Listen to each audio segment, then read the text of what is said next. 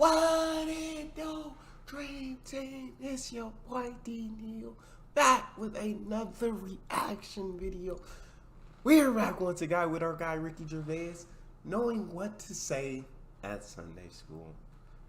I already know I'm gonna laugh. I know it's gonna be funny. It's Ricky. Everything's funny. Well, before we jump into it, make sure you subscribe to the channel, ring notification bell, get a video a thumbs up so it gets suggested. Drop your favorite video suggestions in the comment section. What we got, Ricky? I went to Sunday school from about the age of 5 till I was about 9, and I fell for it. I think it's because Sunday school and this thing was such an attractive prospect to a kid, because you know anything. I mean, as long as you say, I believe in God, you can play table tennis all day. Do you know what I mean? You go, God's brilliant, isn't he? He is brilliant. Oh, look at that, yeah. Oh, I love the way he made everything in like a week.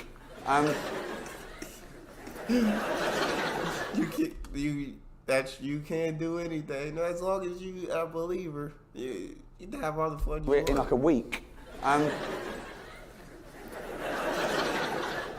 Vicar, what? Jesus is brilliant too. Can I have a Coke? Yeah. And normal teachers, they wouldn't fall for that sort of shit. I've got on okay with most teachers, except my didn't get on with my PE teacher. Didn't get on with PE, obviously. And my PE teacher was he was nasty, but Mr. Morris, his name was. And if you forgot your football kit, he didn't make you play in your pants. Oh no, he thought pants were unhygienic. He used to make you play with nothing on your bottom half. I mean, it was firm but fair. It wasn't a hypocrite. He imposed the same rules on himself when he forgot his kit. So, no. It was oh my very Lord. No. His kit. So, no. It was very, very fair. He forgot his kit every week. I think it was a bit scuffed. Silly old sausage. His catchphrase was "nice tackle, boy." No, he did have a catchphrase. He used to say, "You don't wash it like that. Give it here." Oh dear. His house burnt down.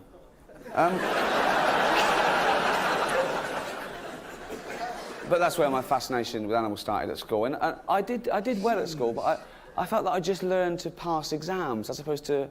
I feel like I just want to get so much knowledge now. It must be a sign of age, Yes, but on everything at school, I feel the exact same way. Tests were never hard for me, and I was like, I just gotta know enough to pass this test. Like, and I may don't get it twisted now. Your boy bring home A's and B's. You feel me? But it wasn't hard. It was just I don't necessarily think I was gaining a lot of knowledge. It was like stuff that I basically had to memorize. And then, of course, now that I'm out of school, I forgot because it's not getting pumped into my head 24/7 anymore. I feel like I just want to get so much knowledge now. It must be a sign of age, but I want to know about everything, things I never cared about before. I've got digital TV and there's 72 channels, all shit, except I watch hours on end of the History Channel and Discovery Channel now, just back and forth, like 6-hour stints at History Channel, Discovery Channel, back and forth. Ask me anything about sharks and Nazis. Not as bad as a lot of people make out. Sharks, I mean. Nazis, horrible. Sharks, brilliant. Nazis, rubbish. But the shark's an amazing creature.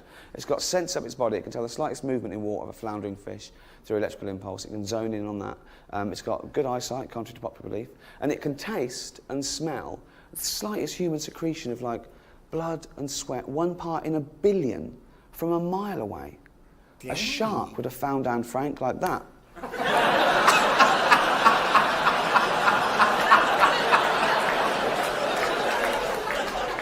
Nazis, rubbish.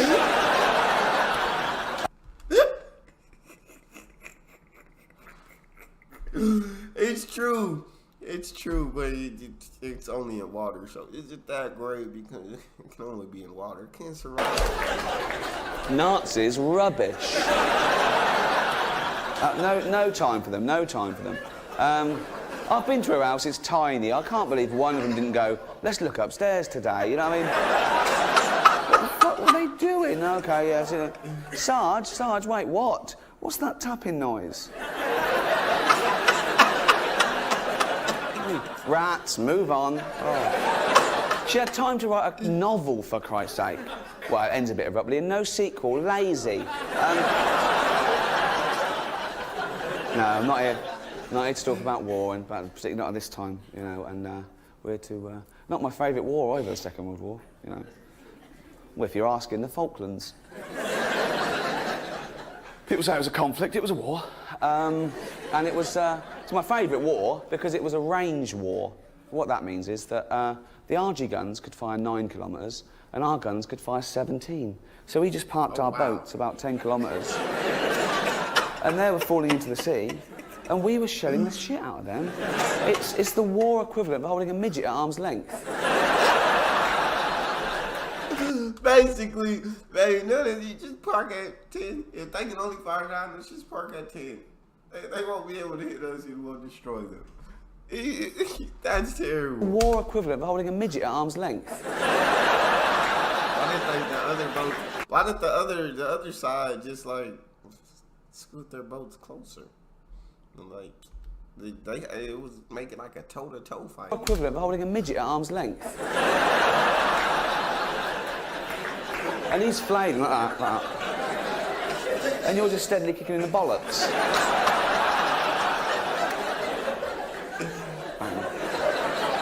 What's it called? Malvinas. Correct.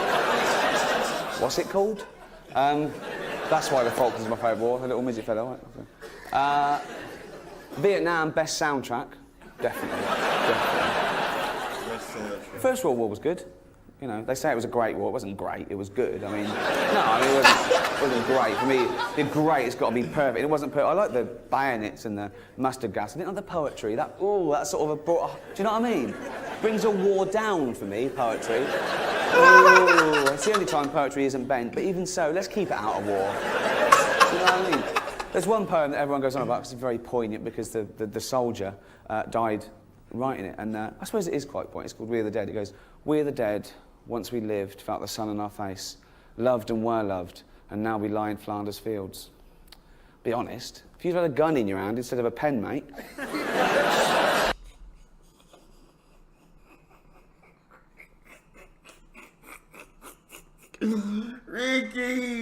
Ricky Wallen, man. Oh, wow. Be honest, if you'd had a gun in your hand instead of a pen, mate. What are you doing? Fuck, put it down. Pick your gun up, you cunt. Look.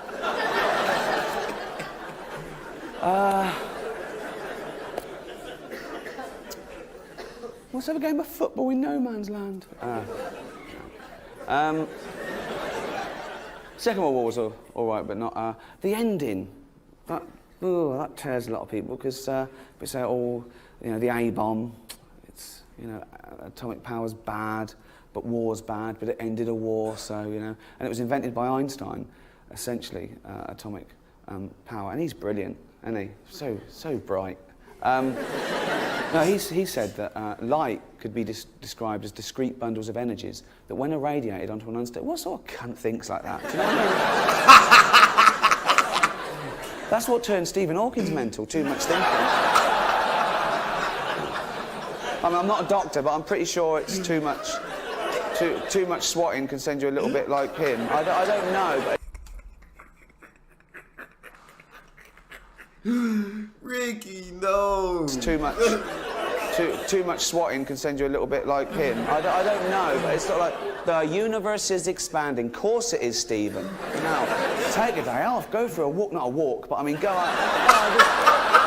Open a window, at least just watch a bit of telly. Robot Wars is on. You like that? I'm not. Don't have a go at Stephen Hawking. He's a genius. He's not genius. He's pretentious. Born in Kent and talks with an American accent.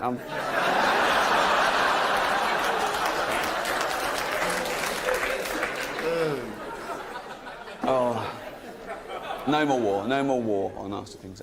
And animals have been used in war traditionally for, you know, forever. I mean, cavalry, and they used to send in dogs and goats to rip up the horse's underbelly in the 10th century and stuff. And I was looking on the US Navy website, researching the show, and looking at the personnel, and they've got, in the US Marines, it's absolutely true, they've got a 90-strong team of sea lions and dolphins. and they're trained to take these depth charges down and drop them under submarines and blow the... I mean, they don't know what they're doing. They're doing it for a bit of fish, but it's still... And I think mainly it's the dolphins that do all the dangerous stuff, and the sea lions are more for morale when they get back going, that was brilliant.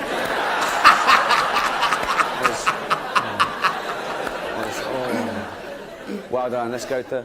So we go, what are you going to do tomorrow's? I think I've got a bit of whooping cough coming on, so you're doing a brilliant job. I did a lot of research on the internet for this lecture, and it is the greatest resource in the world, but it's sort of clogged up with people doing homemade websites about themselves. It's stuff like, my name is Rupert, this is my cat. Thanks very much. Here are my favourite Cure songs in order. I don't give a... Why are you... And there's trivia websites where people sort of go on there and add to them something they have to share with the world, like they think we care. And they credit themselves. Like, they must wake up in a cold sweat and go, oh, I must tell the world this. And this is a real one. The peanut is not a nut, it is a lagoon. Phew. And y'all know I rock with Ricky, man, but that's all we got for this one. You guys got a favorite video you want to see me react to, you can subscribe to Patreon, or in the description section there's a Google form link. Hit the link, vouchers. Or actually, you got a favorite video, drop it in the comment section. Subscribe to the channel, ring notification bell, get a video a thumbs up so it gets suggested. It's your boy D Neal. Out.